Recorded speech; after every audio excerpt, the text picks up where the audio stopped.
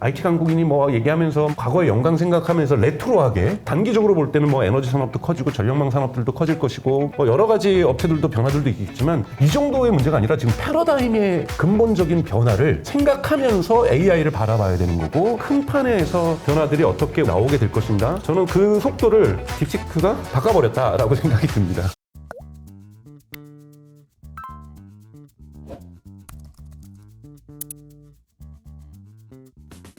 딥시크와 관련된 이야기를 하다 보니까 계속 이제 오픈된 것의 가치에 대한 이야기를 하게 되는데요. 사실 이 오픈해가지고 무엇인가를 야 니네들도 잘 살게 해줄게, 니네들도 잘 살게 해줄게 라는 그런 정신을 가지고 지금까지 성장한 나라가 미국이죠. 1945년 2차 세계대전 끝난 이후로 미국은 그런 식으로 이제 성장해 왔잖아요. 호혜를 주고 이런 구조였는데 지금 앞서 이제 두 번째 얘기해 주셨던 추론 과정에서 반도체 하웨이 걸 쓴다 이것이 중국 입장에서는 AI를 대중화하고 민주화시키면서 미중 간의 패권 갈등의 구도를 바꿔버리는 시도를 하는 것 같아요. 이 부분도 좀 더 자세히 설명해 주시면 좋을 것 같습니다. 사실은 지금 이제 AI 암스레이스라고 얘기를 하는 이 AI 패권 경쟁 같은 경우에는 실제로 암스레이스처럼 미국이 두려워했던 건 바이든 정부가 과거에 두려워했던 것은 중국이 AI를 국방에 사용하면서 국방에서의 경쟁력을 미국을 압도할까봐 중국해를 중심으로 하는 타이완이라든지 이런 데에 갈등이 났을 때 이 갈등에서 미국의 압도적 우위를 확보하는데 중국의 AI가 방해될 거라고 생각해서 AI 발전을 눌렀던 거거든요. 국방의 문제로. 예, 국방의 문제, 안보의 문제로 접근을 했던 거고 그런데 지금 중국 같은 경우에는 안보의 문제에서도 중국도 뭐 AI를 열심히 쓰겠지만 그렇죠. 여기서 풀려버린 게 뭐냐면 중국은 여러분 보셔야 될 것이 두 가지의 대중화 정책을 씁니다. 그게 뭐냐면 하나는 이제 반도체 굴기를 오래전부터 했던 거고 2023년 11월에 휴머노이드 로봇을 갖다가 2030년까지 중국의 경제 정책의 중심에 세우겠다라는 국가 정책을 2023년 11월에 발표하고요.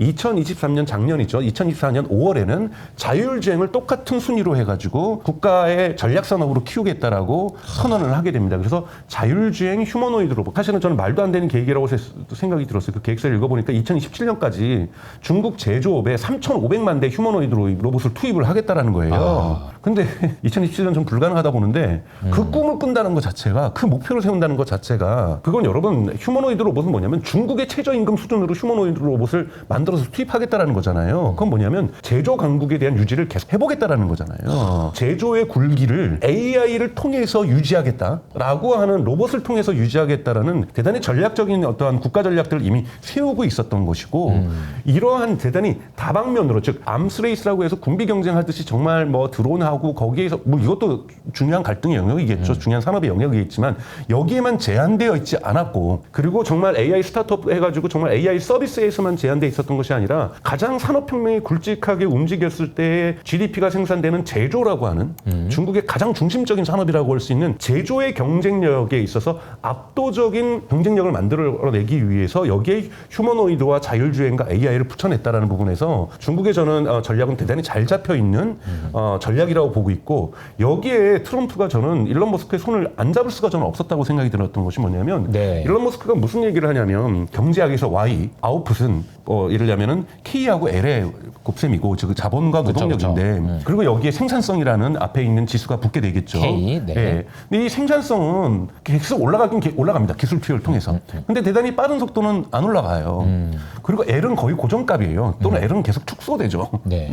그러니까 인구가 맞아요. 줄어들어니까. 맞아요. 근데 만약에 일론 머스크 재미있는 얘기를 합니다. L을 갖다가 무한대로 상승시킬 수 있다라면 Y는 어떻게 될까? 그러니까 L을 우리는 항상 제약을 두죠. L에는 위에다가 이렇게 세일링을 둬서 천정을 둬서 제약을 둡니다. 이렇게 쫙 손을 걷죠. 그렇죠. 방정식에서도 L은 더 이상 상승할 수 없는 거예요. 근데 이 L이 무한대로 상승하는 경제를 만들어지면 자본주의가 태동하면서 만들었던 아담 스미스라든지 데이비드 리카도가 얘기했던 비교 우위론이라든지 이런 자본주의 작동 원리가 다 바뀌는 거잖아요.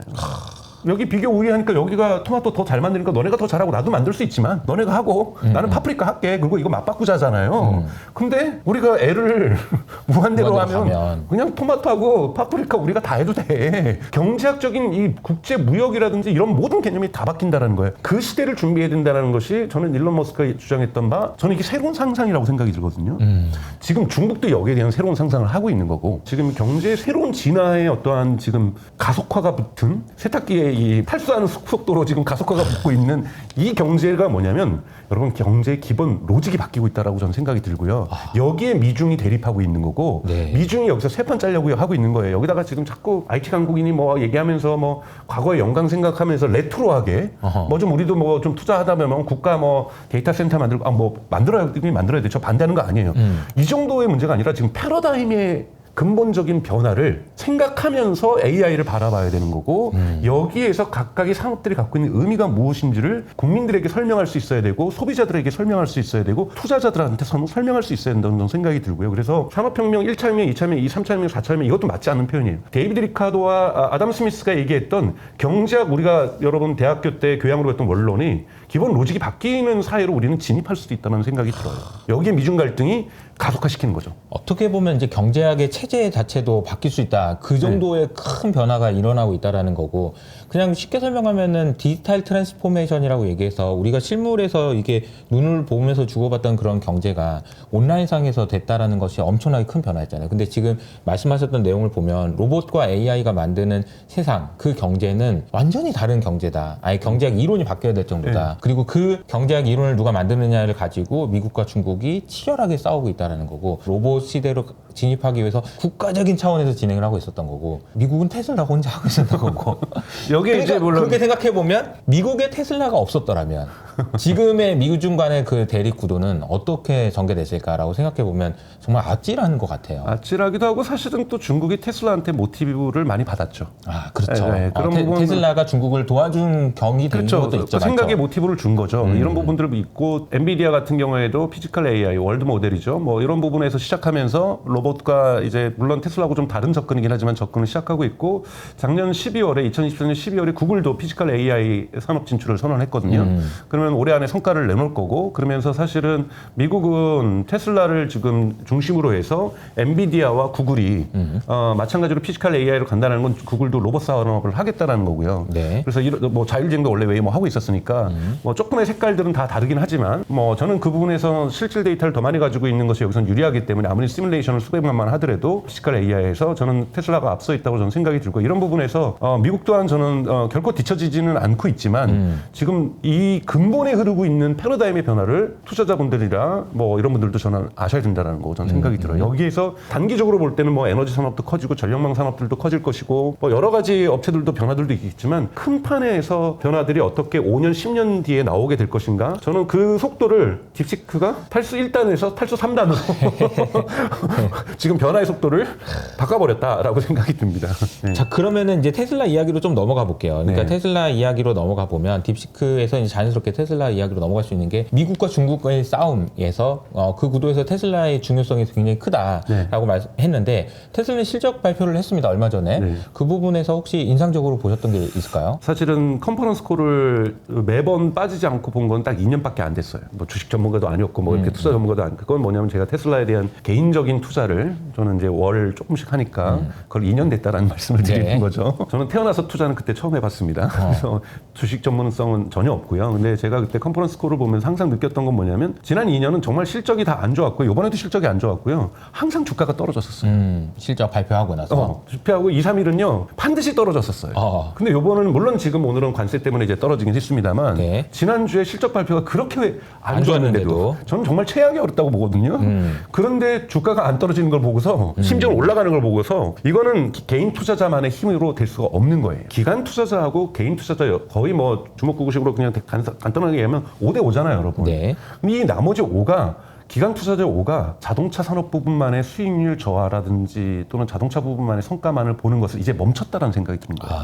그전에는 이 기관 투자자들은 항상 테슬라는 그 카 컴퍼니라고 정의했어요. 일부 그냥 불리시한 사람들만 빼놓고는. 그렇죠. 투자자들 빼놓고는 미국의 머저리티, 유럽에 있는 머저리티 그러니까 투자자들의 머저리티는 테슬라는 카 컴퍼니라고 생각을 해왔고 여기에서 모델 3의 대량 생산에 대해서 축하했었던 거고 축포를 터뜨렸던 거고 이 부분이 좀 위축된다 그러면은 주가를 뺐던 거잖아요. 맞아요. 이것이 지금까지 하방 압력의 가장 큰 힘이었던 건데 그리고 실적이 이번에 정말 안 좋았잖아요. 그러니까 모델 Y를 밀어내려고 하다 보니 왜냐하면 페이스리프트가 나오다 보니 그쵸. 할인을 했던 거고 리스를 했던 거고 이러다 보니까 판매 가격이 떨어지게 되면서 아무리 비용을 혁신하면서 떨어뜨리는 거 이건 테슬라의 가장 큰 힘이긴 하지만 갭이 줄어들면서 흔히 말하는 프로핏 마진이 확 줄어버린 거잖아요. 그걸 갖다 때우기 위해서 에너지 부분 물론 놀랍게 성장했어요. 심지어는 이번에 비트코인 까고 돈 번 것까지 지금 수익에다 집어여 버렸잖아요. 저는 이거는 조금 궁색한 모습이었다고 저는 생각이 들거든요. 네. 그러니까 전체 수익률을 조금 맞춰주기 위해서 네. 누더기 좀 같았었는데 실적 자체는 숫자로 보면 네, 숫자로 보면 되게 안 좋았는데 컨퍼런스 콜도 보면 일론 머스크가 그런 말을 해요. 여러분들이 다 양치기 소녀 목동이라고 얘기하는 거 안다 자기도. 왜냐면 2019년에 일론 머스크 분명히 얘기했거든요. 2년 안에 자율주행 끝낸다. 2021년 한참 지났잖아요. 그쵸. 그래서 자기 근데 이번에 진짜 늑대 맞다. 진짜 또 다시 또 미안하지만 자기 양치기 목동이라고 여러분들이 비판하는 것도 알고 있지만 내가 다시 얘기해야 되겠다. 이번에도 늑대가 왔다 진짜로.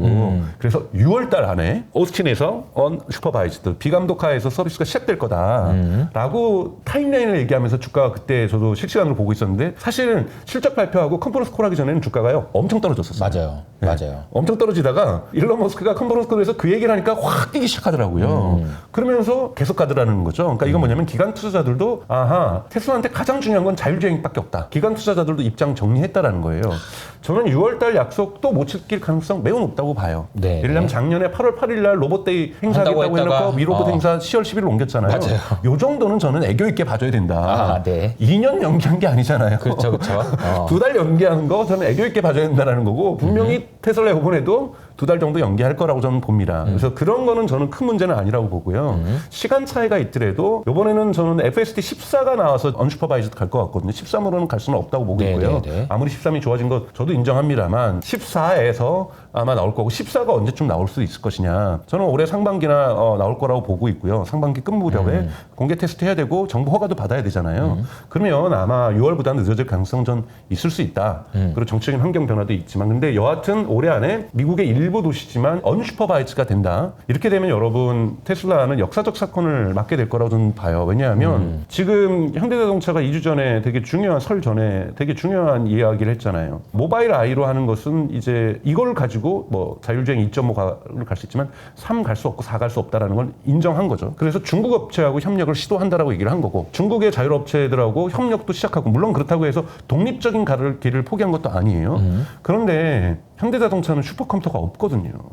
그리고 자체 클라우드망도 없고요. 그러니까 데이터 센터도 없고 이 상황에서 결국은 현대는 중국하고 협력을 하든지 테슬라랑 협력을 하든지 아니면 엔비디아랑 협력하든지 그쵸. 이 3 중에서 하나를 선택을 해야 되겠죠. 맞아요. 근데 중국 선택하기는 되게 어려울 겁니다. 중국을 선택하게 되면 이 차는 미국 수출이 불가능하잖아요. 지금 바로 테슬라랑 협력해봤자 어차피 기술 안 줄 거니까 중국은 바로 지금 협력하면 테스트에 들어갈 수가 있거든요. 그렇기 때문에 배울 수가 있는 거잖아요. 그쵸. 러닝 커브가 발생할 수가 있는 거기 때문에 지금은 중국하고 파트너십을 맺지만 이것이 라이센스로 가가지고 중국의 AI 기술이 현대차에 들어가는 일은 저는 쉽지 않을 거다.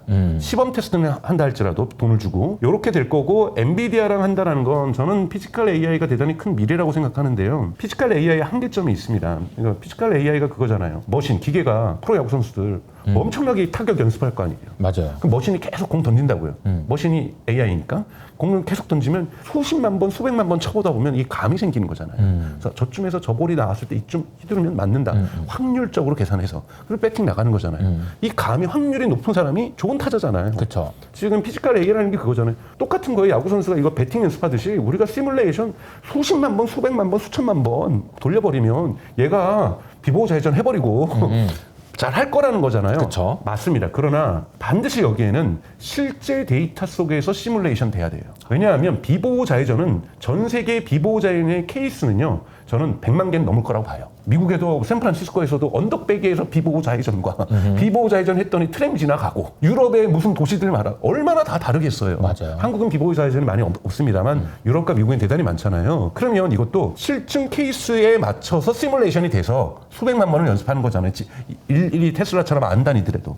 실증 데이터가 많을 때 시뮬레이션이 시너지 효과를 만들어내면서 피지컬 A의 가능성과 효율성을 경제적 가치를 증폭시킬 거라고 보거든요. 네. 그런 부분에서는 저는 테슬라도 테슬라도 피지컬 A를 당연히 도입하는 건 그건 수순이라고 저는 보고 있고요. 그렇기 네. 때문에 실증 데이터를 엔비디아가 얼마나 빠르게 확보할 수 있느냐 이건 대단히 중요한 문제라고 저는 생각이 들어요. 그런 거죠. 우리가 페이페이리잖아요. 그 월드 모델을 만든 분이 처음으로 만든 분이 스탠퍼드 대학의 교수로 있는 이분이 이제 제가 이제 테슬라 얘기를 말씀드리기 위해서 얘기를 하는 건데 페이페이리가 어떤 godmother of AI, godfather of AI는 제프리 힌턴 노벨 화학상을 받았던 이 페이페이리 중국계죠. 이분이 뭐라 그랬냐면 이 세상이 생겨왔던 것은 원래는 인류는 뭐 여러분들이 종교적으로 뭐 믿든 창조론 뭐든 간에 진화론적으로 보면 어둠 속에 있었고 빛이 있을 때 가장 죽게 된 것은 사람들이 보게 된다는 거고 동물들이 사물을 보게 된다는 것.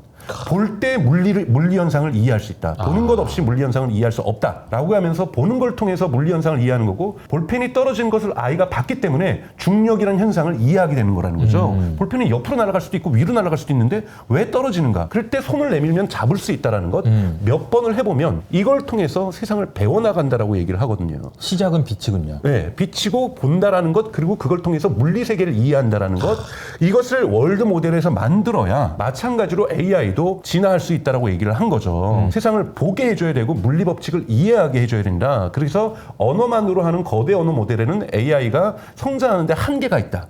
세상을 보게 해줘야 된다. 볼 수 있게 시뮬레이션 해줘야 된다. 이것이 월드 모델이 가지고 있는 발전시키려고 하고 있는 방향성이잖아요. 이런 부분에서 전 전적으로 동의를 하고 월드 모델이 이후에 있어서 중요한 2025년에 패러다임의 전환을 가져올 거라는 건 동의하지만 여기에는 내가 본 세계의 위에 시뮬레이션을 하는 것이지 보지 않은 세계를 시뮬레이션 하지는 않을 거라고 저는 생각이 들어요. 그래서 이런 부분에서 테슬라가 대단히 앞서 있다라는 거고 아마 엔비디아가 쫓아가겠지만 저는 테슬라가 훨씬 더 1, 2년은 앞서 있고 물론 이것이 갭이 줄어들 수는 있겠지만 테슬라가 먼저 언슈퍼바이즈드에 저는 도달할 거는 시간이 늦어진다 하더라도 이것이 2026년에 가능하더라도 가장 먼저 현실에 적용할 수 있는 현실 트래픽에 적용할 수 있는 자율주행이 되지 않을까. 저는 자율주행에서 1단계, 2단계, 3단계, 4단계, 5단계 논의하는 것도 부차적인 거라고 봐요. 굳이 네. 네, 그런 거 이제 논의할 의미도 없는 거고요. 그 초기에 학자들이 어떻게 좀 이렇게 쪼개볼까 하는 거거든요. 그것이 중요한 게 아니죠. 일론 머스크도 내러티브를 1월 달에 인터뷰 때 바꿉니다. 자율주행을 뭐라고 얘기를 하냐면 일론 머스크가 인간보다 안전한이라고 표현을 바꿔요. 그전에는요, 무사고라는 단어를 썼거든요. 근데 인간보다 훨씬 안전한, 인간보다 10배 안전한, 인간보다 100배 안전한 그 이후에야 무사고의 세계로 우리는 들어갈 것이라고 얘기를 해요. 그건 뭐냐면 지금 자율주행은 무사고로 갈 수는 없어요. 왜? 독일의 총리였던 앙겔라 메르켈이 그런 얘기를 했거든요. 무사고의 세계 간단하다. 휴먼 드라이브를 법으로 금지시키면 되는 거다. 왜? 인간의 그 예측할 수 없음이 자율주행의 기술을 막고 있는 거다. 근데 내가 그거를 얘기하는 순간 자기는 선거에서 떨어진다. 이 운전 좋아하시는 분들이 투표를 안 해줄 거라는 거죠. 근데 공개가 가서는요, 휴먼 드라이브 금지될 거예요. 인류의 발전의 미래상. 근데 이거는 당장 1, 20년 안에 일어날 거로 좀 보진 않지만 여러분들의 시청자분들의 자식 세대가 교통사고로는 더 이상 사람이 죽는 사유가 되지 않는 사회로 진입할 거라고 보고 그때는 휴먼 드라이브는 금지될 거라고 보고 있습니다. 이때는 무사고의 세계로 들어가겠지만 그 전까지는 사고가 있겠죠. 하지만 인간보다는 더욱더 안전한 이런 개념의 기대치를 가지고서 이번에 언슈퍼바이즈를 보셔야 된다. 이걸 하기 위해서 일론 머스크가 이미 밑밥을 깔고 있는 거죠. 인간보다 안전한 10배 정도 안전할 것이라고 얘기를 했어요. 이런 부분에서 2025년은 테슬라에겐 대단히 중요한 역사적인 해이고 마찬가지죠. 모델 3가 처음에 누구도 왜 모델 3 나오자마자 대량 생산하자마자 테슬라가 그 최고가를 찍잖아요. 주가가. 네. 그건 뭐냐면 전기차를 대량 생산해서 정말로 전기차가 세상을 바꿀 수 있을까? 아무도 믿지 않았어요. 지금 우리가 오늘 딥시크 얘기를 하고 있지만 그때도 테슬라한테는 딥시크 같은 모멘트가 있었죠. 왜냐하면 테슬라가 당시에 자율주행 뭐 전기차를 만드는 레시피를 다 공개해 버렸거든요. 네. 싹 다. 그래서 어떤 번영이 됐던 거잖아요. 그렇죠. 그래가지고 아 배터리를 아래에다 깔면 되는구나. 그렇게 되는구나. 이게 테슬라가 알려준 거잖아요. 그러니까 그 전까지는 아무도 못 따라오니까 진짜 전기차 시장이 안 열릴 것 같았는데 그걸 공개하면서부터 많은 그 기업들이 이제 투자하기 시작해가지고 시작된 거잖아요. 또. 그렇죠. 그러면서 이제 주가가 이제 맞아요. 상승하고 이번에도 사이버 트럭 48V 아키텍처로 가면서 책자를 만들었잖아요. 그리고 전 세계에 있는 자동차 임원들한테 무료로 배송해줬잖아요.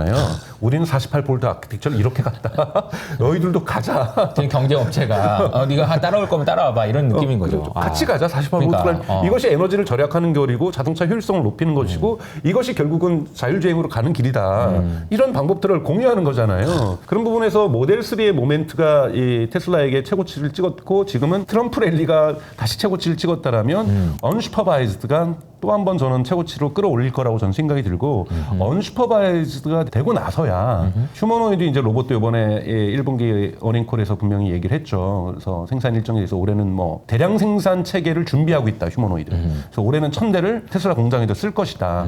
그리고 내년에는 양산하기 시작할 거고 매년 그 양산의 규모를 증가시켜 나가겠다. 왜냐하면 일론 머스크도 얘기했지만 궁극에 가서 휴머노이드 로봇 옵티머스가 경제성을 갖기 위해서는 연간 100만 대를 생산하지 않으면 자기네들이 가격을 다운시킬 수 없다라는 거죠. 그 가격을 다운시키지 않으면 휴머노이드가 실제로 공장에서 들어가서 일할 수가 없다라는 거죠. 왜요? 최저임금보다 싸야 대체할 테니까. 그래야 경제에서 가장 중요한 여러분은 오늘 제가 말씀드렸던 L의 개념이 이제 바뀌는 거죠. 경제학에서. 그쵸. 이 L의 개념이 바뀌는 순간 저는 2030년 전에 올까라는 거는 의심하고 있어요. 이건 너무 세상이 빨리 변해가는 거라서 네. 저도 그 어지러워서 감당 못할 것 같거든요. L이 바뀐다 경제학에서 이거 말도 안 되는 일이라고 저는 생각하거든요. 제가 배웠던 모든 것들이 무너지는 건데. 그렇죠. 그래서 그런 것으로 가는 로드맵을 이번에 밝혔다는 부분에서 시간적 타임라인을 밝혔다는 부분에서 가이던스가 명확했다. 그래서 테슬라 주가가 충분히 하락할 수 있는 숫자였지만 하락하지 않았다.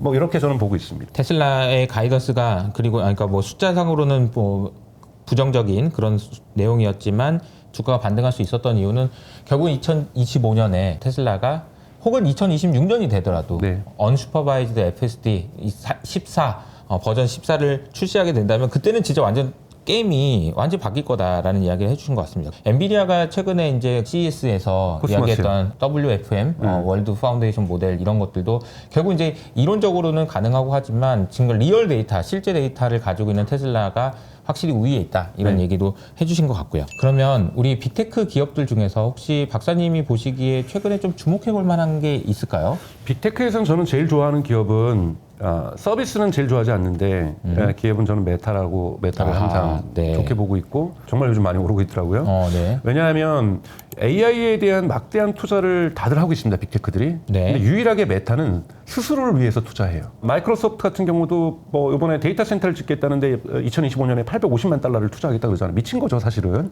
근데 이거 다 애저를 위한 거잖아요. 맞아요. 예, 그리고 구글도 투자를 많이 합니다만 구글 투자의 카피탈 엑스펜디처를 보게 되시면 여러분 3분의 2가 구글 클라우드를 위한 확장에 쓰이고 있어요. R&D에도 들어가고 있지만 AI R&D에도 들어가고 있지만 그리고 아마존 같은 경우에는요 한 80%가 다 AWS 확장에 쓰이고 있는 거죠. 근데 메타는 어디다 쓸까요, 여러분? 다 자기 서비스의 확장에 쓰고 있다는 거죠. 사실 메타버스 한다고 해서 사실은 조금 3000% 가고 있었잖아요. 그렇죠. 근데 여기에서 뭘 하게 되냐면 틱톡을 모방하기 시작하죠. 틱톡을 모방하면서 릴스를 도입하는데 여러분 릴스에서 중요한 거는 동영상 스트리밍 서비스가 중요한 것이 아니라 이걸 추천하는 알고리즘이 대단히 바이트댄스가 진화됐던 거죠. 그때 메타의 CEO가 뭐라고 얘기를 하냐면 저거보기 우리가 갖고 있던 GPU가 10배 이상 필요하다 그랬어요. 2022년 11월 전입니다. 그러니까 릴스를 나오면서 릴스 추천 알고리즘 만들기 위해서 왜냐하면 추천 알고리즘 어떻게 합니까? 이 동영상을 제가 빨리 스크롤하고 넘기면 이 요소를 다 분석을 해야 될 거 아니에요.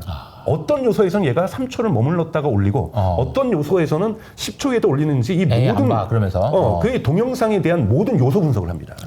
이게 AI가 했던 거거든요. 물론 이거는 생성 AI나 LLM은 아니었어요. 이걸 위해서 엄청난 GPU가 필요했던 거고 그래서 사실은 엔비디아의 GPU를 가장 먼저 많이 샀던 것이 그 하이퍼스케일러가 아니면서도 메타였던 건데 메타가 그 GPU를 바로 LLM으로 전환시킵니다. 그러면서 AI 투자를 높여가는데 여러분 가장 중요한 거는 메타에서 보셔야 될 것 중에 하나는 광고 효과예요. 과거에 여러분 메타의 광고 효과는 항상 논쟁이 됐고 지금도 법원에서 지금 캠브리지 애널리티카 사건 때문에 지금 재판에서 뭐 델라웨이에서 재판하고 있으니까 자기네 뭐 텍사스로 옮긴다 뭐 이런 걸 얘기를 하는 이유도 다 뭐예요? 개인정보 이슈거든요. 개인정보를 어떻게든지 더 많이 갖고 오고 뭐 이걸 해서 광고의 효율성을 높인다. 그런데 메타가 여러분 가격이 폭락했을 때가 언제입니까? 이 애플에서 그 서드 파티 데이터를 안 줄 때. 그때 폭락하게 되잖아요. 맞아요. 근데 지금 그때보다 더 효율성이 좋습니다. 뭘로 합니까 지금? 라마로 하고 있는 거예요. 라마는 어디에 쓰느냐? 메타의 광고 효율성을 극대화하는 데 쓰고 있다는 거고 라마가 진화하면 진화할수록 메타의 광고 효율성이 좋아집니다. 개인정보 침해 이슈 없이 이제는. 그리고 또 하나는 뭐냐면 여러분 광고 슬롯을 많이 만들어줘야 인벤토리라고 하죠. 애드 인벤토리를 많이 만들어야 광고를 더 많이 할 거 아니에요. 그러려고 하면은 계속 끊임없이 사람들이 컨텐츠를 무료로 생산해 줘야 되는데 이게 되게 쉽지 않아요. 그리고 여러분 페이스북하고 인스타그램 보면 요즘 뭡니까? 자꾸 팔로워하라고 거를 추천해 주잖아요. 이게 사실은 틱톡에서 배운 거거든요. 팔로잉과 팔로워의 관계식 속에서만 컨텐츠를 소비하는 피드에서 내가 팔로우하지 않는 사람들인데 너가 좋아할 것 같아. 한번 이거 봐봐. 라고 계속 뭐가 하니까 AI가 추천해 주고 있는 거예요. 그러면서 AI가 피드를 지금 메꿔주고 있는 거거든요. 이러면서 엔터테인먼트 앱으로 진화하고 있는 거죠. 소셜 앱에서. 이런 식의 진화 방향들이 성공한다라면 광고 인벤토리는 무한대로 늘어날 수 있는 거거든요. 이것 자체가 어마어마하게 메타의 직접적인 AI 투자가 매출로서 전환되는 AI 레비뉴가 가장 빠르게 발생하고 있는 기업 중에 하나가 저는 메타라는 거고, 그렇기 때문에 이번에 4분기 실적 보시면 아시겠지만 광고 매출이 폭등하고 있잖아요. 그렇죠. 이 부분이 뭐냐면 다 AI로 만들었다라는 거예요. 그래서 진정한 AI 레비뉴를 지금 대단히 빠르게 만들겠는 것은 한쪽에는 팔란티어가 있다라면 저는 그렇죠. 한쪽에는 메타가 있다라는 것. 이런 부분에서 보셔야 되고, 또 메타가 또 자신감을 얻게 되는 것은 폼팩터에서 사실은 뭐 이런 표현 써서 죄송하지만 뻘짓을 많이 했잖아요. 퀘스트도 만들고 뭐 하다가 드디어 하나 찾았잖아요. 드디어 글래스에서 찾은 거거든요. 이 부분 2025년은 저는 계속 진화할 거라고 보고, 이런 새로운 물리적인 폼팩터에서 스마트폰에서 뭐는 계속 쓰겠지만 무엇인가 우리가 안경에서 뭔가 AI가 적용될 수 있는 세상, 이런 부분 저는 잘 봤다고 보고 있는 거고, 지금 애플도 비전 프로 이거 가다가 이제 생산 멈추고 있는 거잖아요. 그러니까 애플도 여기서 실패하는 것들을, 많은 트라이얼 에러들이 지금 애플의 트라이얼 에러, 그 다음에 메타 스스로의 퀘스트라든지 트라이얼 에러가 이제는 메타버스에도 일종의 교훈을 준 거죠. 많은 배움이 있었죠. 여기에서 AI 글래스라고 하는 새로운 폼팩터를 찾은 것도 메타에서는 저는 긍정적인 요소라고 보고, 빅테크에서 제가 롱을 한다라면 저는 메타가 대단히 가치가 있고요. 근데 팔란티어가도 이번에 뭐 어젯밤 실적도 좋았지만, 팔란티어 같은 경우 결국은 거버먼트 부분에서의 매출보다도 커머스 부분의 매출의 성장률이 지금 좋은 것이 지금 팔란티를 긍정적으로 만들어주는 거잖아요. 결국은 사실은 거버먼트 영역, 특히 군사 영역, 그다음에 이런 행정 영역에서 AI의 기술들과 온톨로지 기술을 진화시켰던 것을 결국은 기업에서 재고 관리라든지 트렌드를 분석한다든지 의사결정을 내린다든지, 저는 팔란티어의 기술을 적용하게 되면, 그러니까 보통 미국도 그렇고 AI 정부로 가려고 한다? 그럼 결국은 이 중간 관리를 줄이는 게 대단히 중요하거든요. 그렇죠. 여러분 정말 줄입니다. 제가 과거에 공직에 있었지 않습니까? 정말 뭘 하냐면 하루 종일 그 다음날 대통령이 만드는 보고서를 보이기 위해서 7급 공무원부터 시작해서 맨 위에 공무원들까지 하루 종일 하는 건 그 다음날 대통령 보고서를 위해서 사실은 작업한다고 해도 과언이 아니에요. 근데 그러면서 사실은 정부의 모든 정보들이 확산되는 거죠. 이 과정에서 불필요한 인력, 제가 봐도 저 스스로도 불필요했고 많거든요. 이런 그걸 부분들... 우리가 이제 가짜 노동이라고 표현하더라고요. 가짜 노동. 노동이 아니다. 노동이 아니라는 걸 나도 알고 있고 너도 알고 있고 다 알고 있지만 그냥 하는 거다. 근데 이런 부분들이 이제 팔란티어의 온톨로지 테크놀로지라든지 이런 AI 기술들이 나오면서 옵션들을 제공해주면서 경영진들에게 많이 걷어낼 거거든요. 저는 경제적으로 좋다고 보고 있어요. 네. 경제 효율성을 높여, 일자리 저는 안 줄어들 거라고 봐요. 총량으로 볼 때는 다른 일자리가 생기는 거죠. 경제가 활성화되는데. 그러니까 그렇기 때문에 근데 비효율적인 부분들을 걷어내는 부분들이 있게 될 거고, 이런 부분들이 기업들에도 적용이 될 거고요. 사실 기업도 모든 업무의 반은 회장님의 그 다음날 보고를 위해서 진행되는 경우도 많잖아요. 이런 맞아요. 부분들 비효율적이죠. 이런 부분들이 사실은 팔란티어의 파운더리죠. 이름이 서비스 이름이 파운더리가 치고 들어갈 영역이잖아요. 이 영역은 너무 크다라는 거예요. 끝이 없어요. 네. 그러니까 우리가 가짜 노동을 줄이기 위해서 무엇인가를 지불해야 된다면 얼마나 지불할 수 있을 것인가. 끝이 없죠. 네. 너무나도 많은 사람들이 가짜 노동을 하고 있기 때문에. 그래서 흔히 말하는 토탈 어드레서블 마켓이 팔란티어의 커머셜 영역, 그 파운드리라는 소프트웨어죠. 너무 크다라는 거예요. 맞아요. 그리고 압도적이에요. 왜냐하면 여기는 AI에서 시작한 게 아니라 데이터 온톨로지에서 시작을 했기 때문에 그쵸. 이 온톨로지 기술은 정말 트라이얼 에러와 러닝 커브가 제일 중요한데 이 부분에 대한 러닝 커브에 있어서 학습을 너무 많이 했고, 특히 우크라이나 전쟁에서 압도적인 성취감을 만들어냈고, 이 기술들을 민간인으로 그대로 이전하고 있기 때문에 여기에서 팔란티어의 경쟁 기업이 나타나기가 사실 거의 불가능에 가깝다. 네. 그렇기 때문에 여기에 AI까지 결합하게 되고 에이전트까지 결합하게 된다면 팔란티어는 저는 계속해서 이제 빅테크는 아니지만 빅테크의 대열에 낄 수 있는 기업이라고 생각을 합니다. 메타와 팔란티어 저는 주목하고 있습니다. 팔란티어가 이제 한 0.1조 달러를 넘어서기 시작했어요. 그래서 이제 여기서 10배만 오르면 1조 달러입니다. 드디어 이제 빅테크의 반열에 팔란티어도 올라갈 수 있지 않을까, 이런 기대를 좀 해보는 것 같고요. 메타하고 팔란티어를 얘기해 주셨는데 이 두 기업의 특징이 사실 어떻게 보면 앞서 처음에 얘기해 주셨던 딥시크가 AI를 대중화시키는 것을 통해서 수혜를 볼 수 있는 기업일 수도 있겠다라는 생각이 좀 들어요. 왜냐하면 AI가 대중화되면은 무엇인가 빨리 되면서 스케일업이 되는 곳이 어딜까 생각해 보면 약간 하드웨어 쪽은 아니고 소프트웨어 쪽일 가능성이 큰데 메타도 그렇고 팔란티어도 그렇고 소프트웨어를 통해서 이제 수익을 나는 기업이라는 특징이 좀 있지 않나 이런 생각이 좀 드네요. 알겠습니다. 그러면 메타고 팔란티어 좀 주목을 해주셨고 원래 테슬라는 또 계속 긍정적으로 보시니까 사실 어떻게 보면은 우리가 지금 시장에서 보는 환경은 매크로의 분위기가 좀 험악해요. 그렇죠. 트럼프가 뭐 관세를 어떻게 하고 미국과 중국이 어떻게 되고 뭐 금리는 올려내려. 그런데 한 측면에서는 엄청난 변화들이 일어나고 있고 그 딥시크 때문에 그 변화의 속도가 빨라져가지고 우리가 앞으로 보는 그 AI로의 변화의 속도는 더 빨라질 수 있다라는 것은 장기적으로 보면 굉장히 큰 기회가 될 수 있겠다 이런 생각을 오늘 하게 되는 것 같습니다. 끝으로 저희 채널 오랜만에 나와주셨는데 또 한 말씀 해주신다면 어떤 게 있을까요? 네. 저는 이 채널을 너무 좋아합니다. 그래서 속보여와 그냥어는 빠지지 않고 다 챙겨보고 있는데요.